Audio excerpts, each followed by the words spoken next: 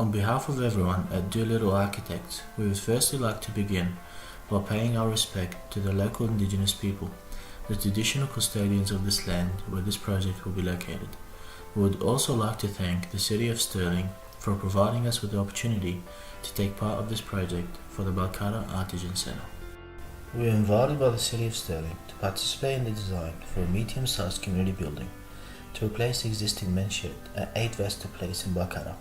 From the outset, it was clear that this new Artisan Centre had to be inclusive of all people within the local community and to create a building that is timeless and authentic to the site.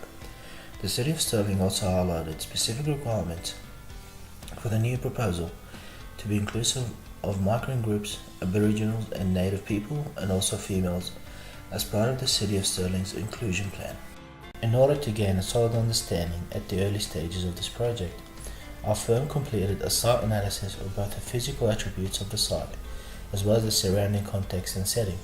This particular process allowed our firm to define some of the constraints raised from the site analysis, but also some opportunities that we eventually utilized throughout the design process of this project. When analyzing the surrounding context, we were able to establish that there are existing residential communities surrounding the site, a nearby recycling centre, a recreational club, an adjoining miniature railway yard to the north of the site, and more interestingly, a sporting oval located to the south of the site with unobstructed views and airflow. We then looked at the physical attributes of the existing site in order to gain a detailed understanding of the site. From this site analysis, we learnt the following. Number 1. The longer boundaries of the site are north and south facing. Number 2. The adjacent miniature railway could be a potential cause of noise pollution. Number 3. There are existing trees on site that are heritage listed and will need to be preserved. Number 4. The existing men's shed would need to be demolished and removed. Number 5. The site slopes around 2 meters from the southwest corner to the northeast corner. Number 6. The northerly aspect would offer direct sunlight throughout the day. Number 7. There's only one entry point from Vesta Place via a concrete crossover to the site. Number 8. The site is narrow and only 20 meters in frontage. Number 9. There are opportunities towards the sporting oval because of unobstructed views. However, the sporting oval is almost 1 meter above the existing topography of the site. From the site analysis, we were then able to understand the opportunities and constraints that have been raised as a result of the site analysis. The opportunities and constraints were broken into categories which consisted of site, existing locality, and council requirements. The opportunities that were analysed based on the site are as follows.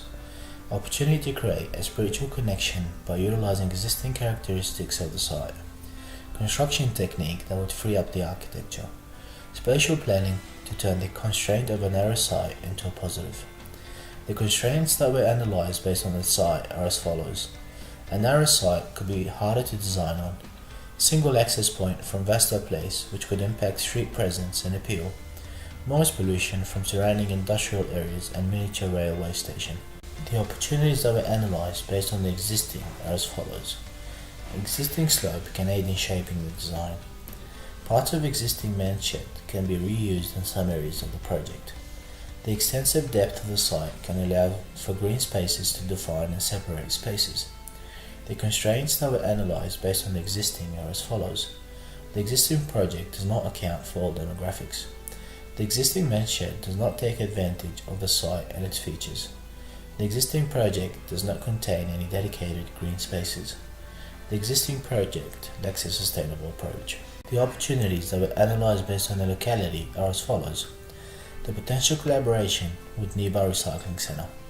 Adjoining sporting oval allows for the inclusion of sporting activities in the program to attract youth to the Artisan Centre.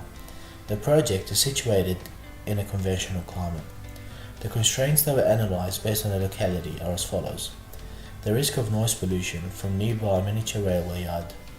The project is segregated in an industrial area, so appealing to the local community could be a difficult task. Lack of vehicle parking could be problematic, and a further collaboration with the recreational centre to use their parking facilities would be required to solve this issue. The opportunities that were analysed based on council requirements are as follows. The inclusion of more demographic groups in the new proposal. Creating more green open spaces in the new proposal. Designed specifically for site conditions and the local climate. account for a sustainable approach throughout the design phase of this project.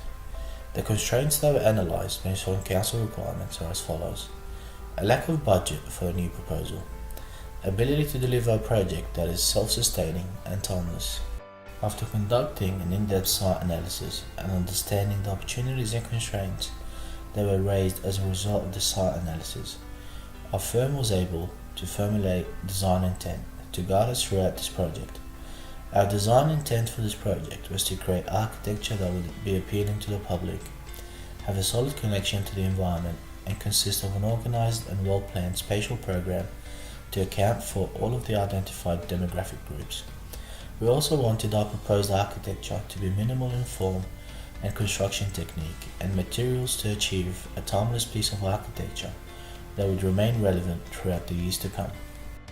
Our design principles consist of 3 primary principles that we believe meet our core beliefs and design philosophy. Not only that, but we also believe that our design principles satisfy the need of almost any type of project, as these design principles should be the core of every architectural project. Our first principle looks at the notion of appealing to dwellers. This idea of the proposed architecture having street appeal and creating activation points to draw dwellers to the building. For this particular project, we felt that it would be appropriate to create activation and engagement through the street access and communal gardens as means of blurring the boundaries between the project and adjoining sporting oval. Our other design principle looks at establishing a connection to the environment, both on a micro and macro levels. The connection to the environment for this particular project on a micro level is achieved by the utilization of on-site courtyards to help separate and define the various spaces in the program, and the connection on a macro level is achieved by relating back to the sporting oval through a transparent facade, matching the level of the sporting oval from the communal spaces and creating a smooth transition between both spaces. One of our most important design principles looks at the spatial planning aspect. Although we were able to establish our design intent for this project, we felt that it was more important to develop a tailored philosophy for this particular project as means of guiding our thought process. The concept we came up with is based on a public, semi-public and private zones that would be used to organize the spatial program and bring hierarchy and order to the project. This particular philosophy is achieved by creating a differentiation in elevation between public and private spaces, creating volume to convey the feeling of public and private spaces, and through activities of each space. The public zone consists of an external communal space, internal communal space, cafe, seating areas, toilets, and a gallery space located on the mezzanine level, which is directly accessible from 2 activation points through Vasto Place and the adjacent sporting oval. These public spaces are also defined by a large volume, transparency, and matching the levels of the sporting oval to convey the notion of extension from one public space to another.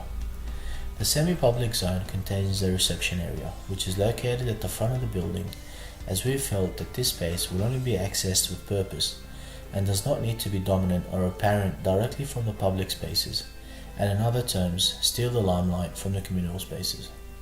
The private zone consists of the project/warehouse areas, classroom, general storage and training rooms, as well as a private courtyard located at the rear of the site to act as an extension to the project area, where students can take their activities to the outdoors.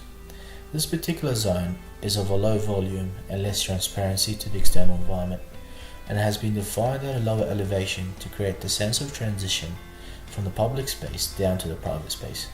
This is to convey the idea that this particular zone is only accessible to members of the Artisan Centre and not to the general public.